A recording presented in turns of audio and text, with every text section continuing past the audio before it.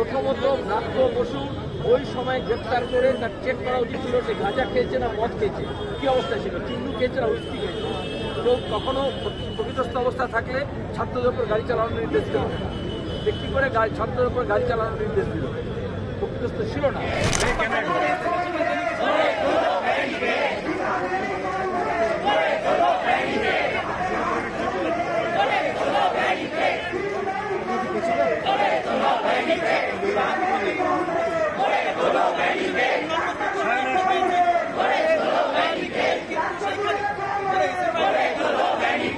ছাত্ররা, সমস্ত ছাত্র সংগঠন, শুধু এসএফআই না, বামপন্থী সংগঠনগুলো বিশ্ববিদ্যালয় কর্তৃপক্ষকে বলেছিল যে আমরা আলোচনা চাই। গণতন্ত্রে আলোচনা পরিষদ থাকবে না?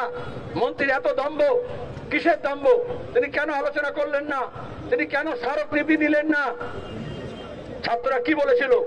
ট্রাইপার্টাইট আলোচনা। কেন বলেছিল ট্রাইপার্টাইট?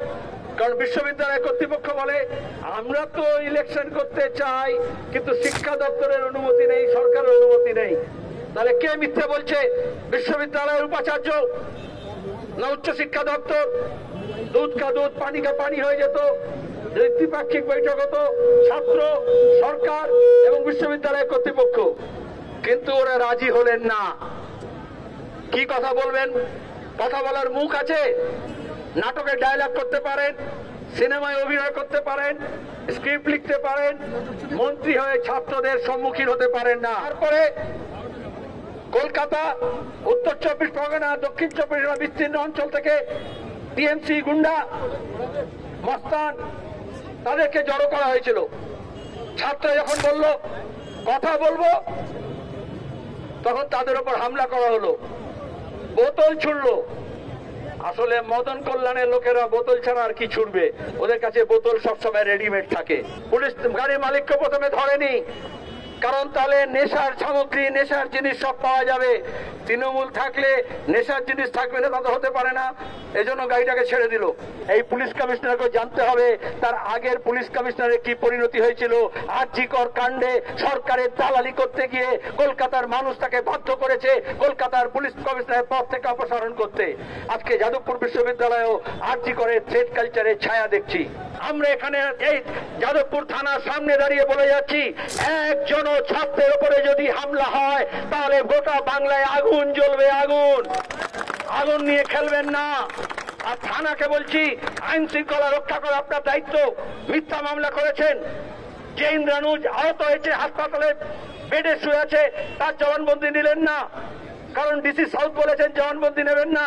আর মিথ্যা মামলা করেছেন ছাত্রদের নামে, হার ছিনতাইয়ের মামলা, ছিনতাইয়ের মামলা, চুরির মামলা।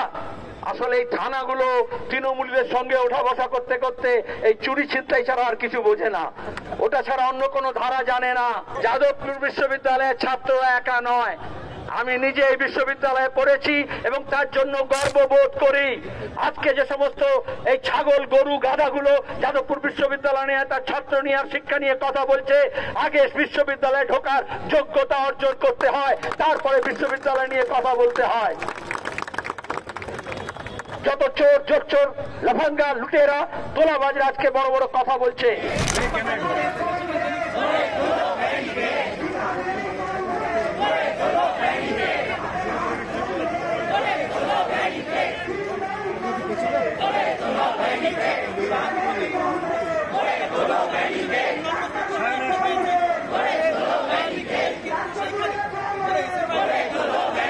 কমিশনার জানে না বিশ্ববিদ্যালয় কাকে বলে আর উচ্চ মাধ্যমিক পরীক্ষা কাকে বলে। কমিশনারের পোস্টে আছে কেন এসব? ওর উচিত যেভাবে গাড়িতে চাপা দেওয়া হয়েছে, গাড়ি চালিয়ে দেওয়া হয়েছে, গাড়ির সওয়ারি এবং গাড়ির মালিক তাকে গ্রেপ্তার করা। যদি করতে না পারে তাহলে বুঝতে হবে পুলিশ কমিশনার ফেল, ব্যর্থ। আমি আবারও বলছি, এটা পূর্ব পরিকল্পিত। বিশেষ করে যেহেতু ওখানে দেখা গেল বিশ্ববিদ্যালয় বামপন্থীরা জিতেছে এবং তারপর দলের কাজে উনি ইউনিভার্সিটিতে এসেছেন, বাইরের লোককে নিয়ে প্ররোচনা দিয়েছেন এবং সব প্রমাণ হয়ে গেল। ছাত্রদের উপর দিয়ে গাড়ি চালিয়ে দেওয়ার মধ্য দিয়ে প্রমাণ হয়ে গেল যে লখিমপুরের ঘটনার মতো জঘন্যতম ঘটনা কলকাতাতে এই ব্রাত্য বসুর বাহিনী করছে।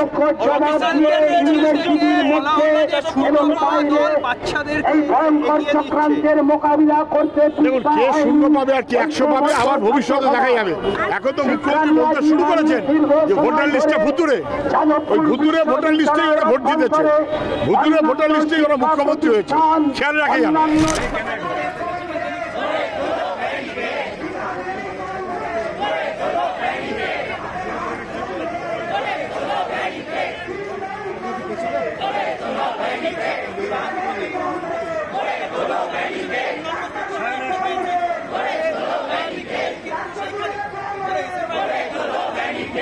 রাজনীতির ইতিহাসে অভূতপূর্ব, বিরলও বলবো না আমি, অভূতপূর্ব, অতীতে কোনোদিন হয়নি। ব্রিটিশ আমলে হয়তো এই ধরনের ঘটনা ঘটেছে। তাহলে সেই শিক্ষামন্ত্রী, তার পদত্যাগ, এবং তার অ্যাসোসিয়েটদের গ্রেপ্তারি, কেন বহিরাগত নিয়ে এলেন যাদবপুরে? ওয়েব কুপার জেনারেল অ্যানুয়াল মিটিং যাদবপুর ইউনিভার্সিটিতে, সেখানে মধ্যমগ্রামের টিএমসিপি নেতা কি করছে? ছবি টবি বেরিয়ে গেছে তো। তাহলে এই প্রশ্নগুলো আমরা করছি, এই কারণেই আমরা সকলে মিলে বলতে চাইছি যে অরাজকতার পরিস্থিতি ক্যাম্পাসগুলোতে তৈরি করেছেন। ছাত্র ভোট করাননি বছরের পর বছর, ছাত্র ভোটের কথা যেই বলছে তার উপর চড়াও হচ্ছেন, তার এটাই তো তার মানে তাই দাঁড়ায়। এর আগে এসএফআই এর বিধানসভা অভিযান, বিকাশ ভবন অভিযান দেখেছো, ছাত্ররা কথা বলতে গেছিল, অফিসে ছিলেন, কথা না বলে পুলিশ লেলিয়ে দিয়েছেন, গুন্ডা লেলিয়ে দিয়েছেন। এখন যাদবপুরে ছাত্ররা দাবি দাওয়া জানাতে গেল, তাদের ওপর গাড়ি চালিয়ে দিলেন। ছাত্র ভোটকে ভয় পাচ্ছেন, গণতান্ত্রিক এক্সারসাইজকে ভয় পাচ্ছেন, বিশেষত যাদবপুর। আগের দিনই কোঅপারেটিভ ভোটে সমস্ত রকম চেষ্টা করে গাদা গাদা টাকা খরচা করে হুমকি দিয়ে ধমকি দিয়ে তারপরে বামপন্থীদের কাছে গোহারা হেরেছে, লেজে গোপরে হয়েছে। তারপরে আবার ছাত্র ভোট হলে আবার হারবে, সেই কারণে ছাত্র ভোটের দাবি যাতে কেউ না করে ভয় দেখানোর জন্য নিজের দলে নম্বর বাড়াতে যে কেউ যে কোনো কথা বলতে পারেন। আমার শুভেচ্ছা রইল, পুলিশটা সরিয়ে দিন, ওনাদের গুড় বাতাসে নিয়ে আসুন, আমরাও রসগোল্লা চমচম নিয়ে থাকবো। দেখা যাবে কে কত মিনিটে ম্যাচ শেষ করে।